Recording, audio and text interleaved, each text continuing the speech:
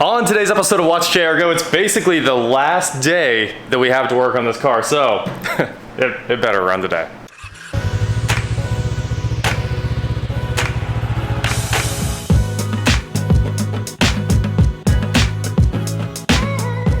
What is going on, guys? I am Watch JR Go, and today we are here with the $6,500 67 Camaro, and it's crunch time. Today is when we need to start this thing.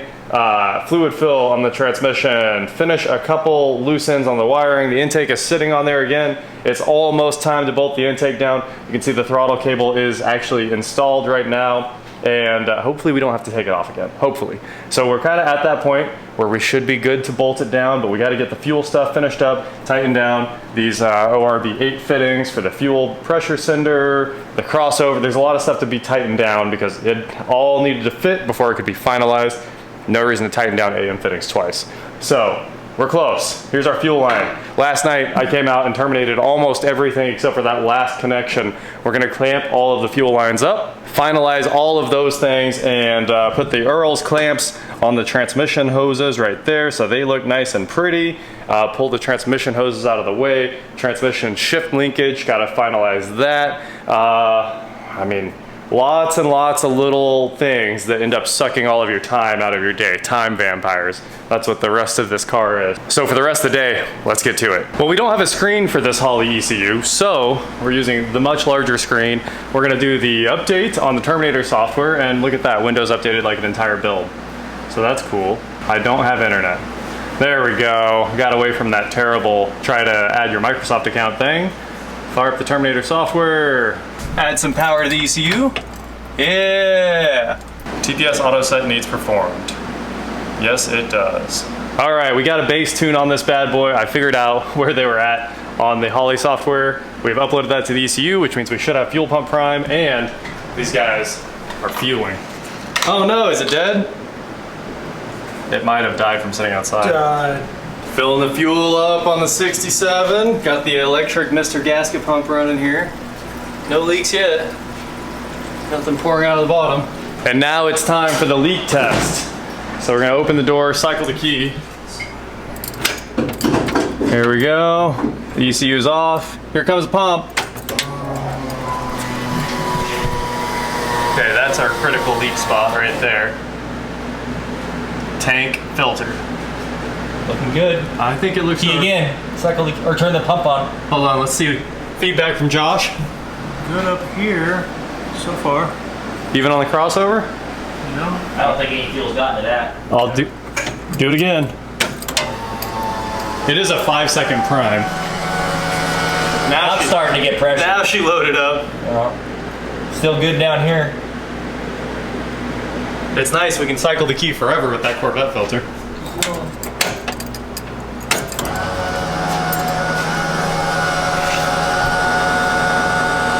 It seems like it's got pressure. Yeah. At least to the filter it does, right? Until the ejector's open, I don't think we're going to clear the rails. Also, Yeah. I don't know what I'm thinking. I can just hit online. We are online. And our fuel pressure is 50 PSI and holding. Oh wow. Open the garage door. Oh, we never opened the garage door for the first start. That way there's comments about it. Earmuffs?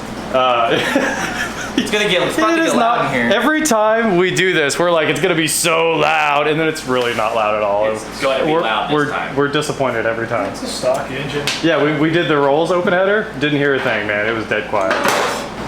Everything's good? Blessed. It's got oil. Has no water. So It's got transmission fluid. A couple minutes. The transmission's in. Oh, did we check the oil on the car?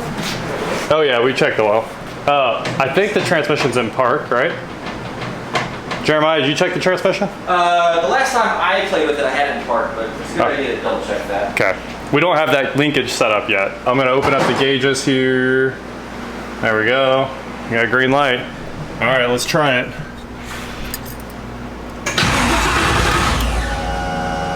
Josh, like, try to be loud. No, I let out just in case. I figured we better give it a couple cranks for oil pressure.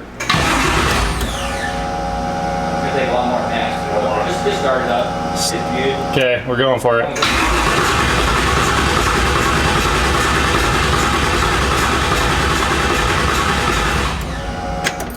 We've never had one not start instantly. Oil pressure 3 psi. So you need to see if it's showing tack on the computer. If you're getting crank signal. Is the crank sensor plugged in? Oh, I turned it off. Yeah, the crank sensor is definitely plugged in. Bring our gauges back once it goes online. Okay, try again and see if we have tack.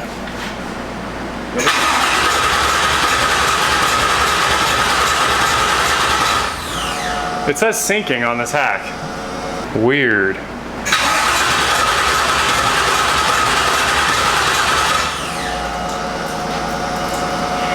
What could we have possibly missed? All right, we're gonna try it again. I have a feeling things are gonna shake around and our wire might fall off, but let's, this time we should be able to crank without the ECU dying.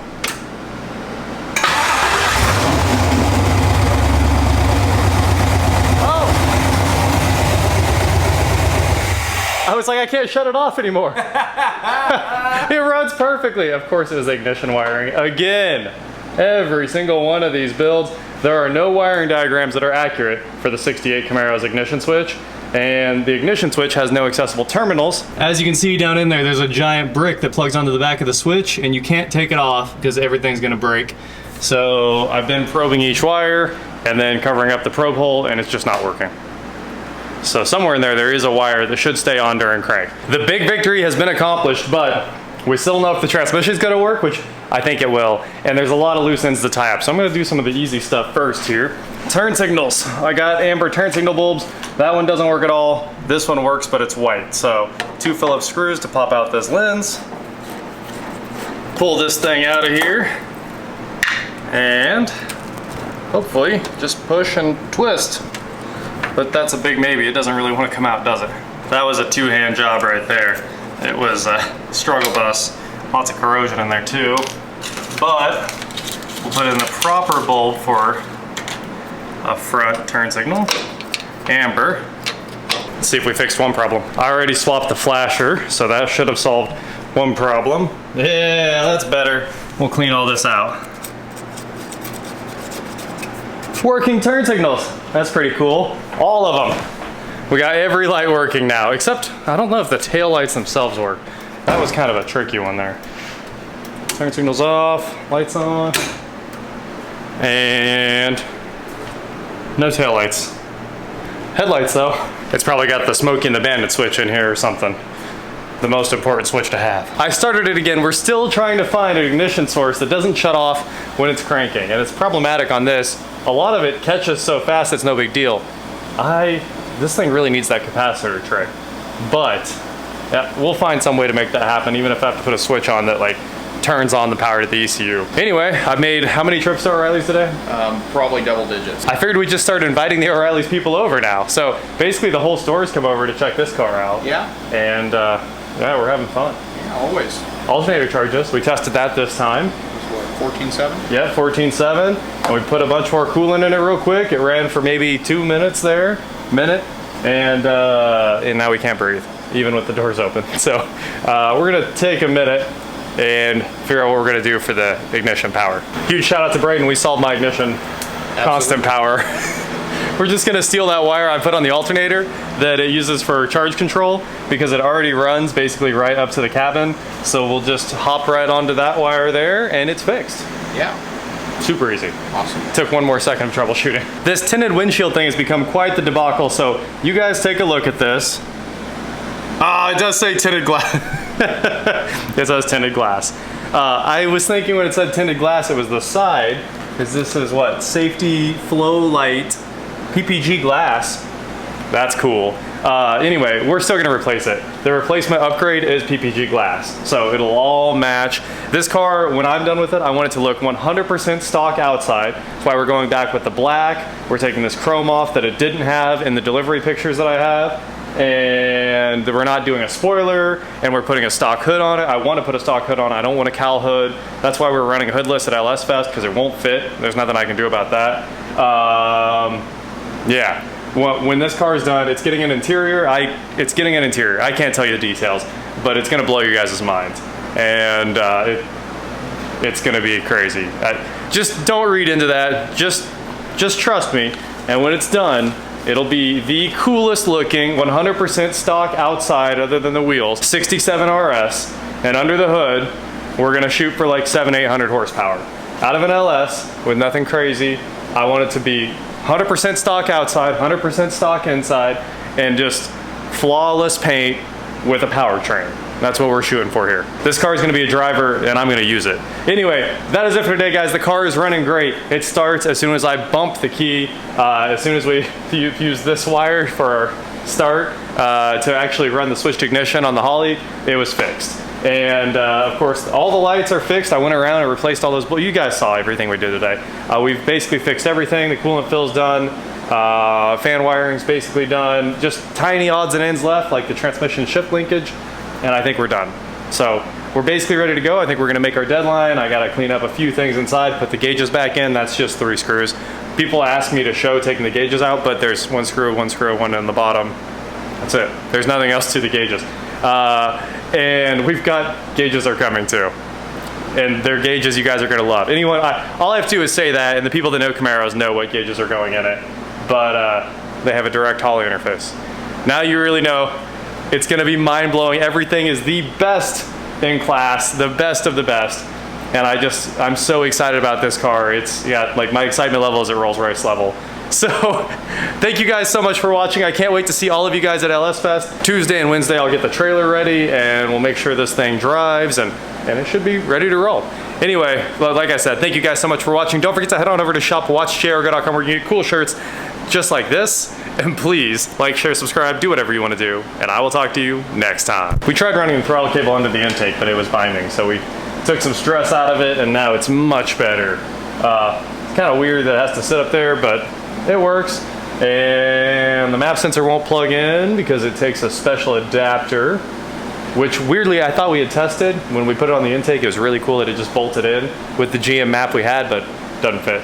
We have to get a little harness for that, and that solves that problem. It's not like we need it. The Terminators have a map sensor. You actually have to run a vacuum line, which is this little guy right there, and it goes all the way under onto the intake and then all the way back into the ECU.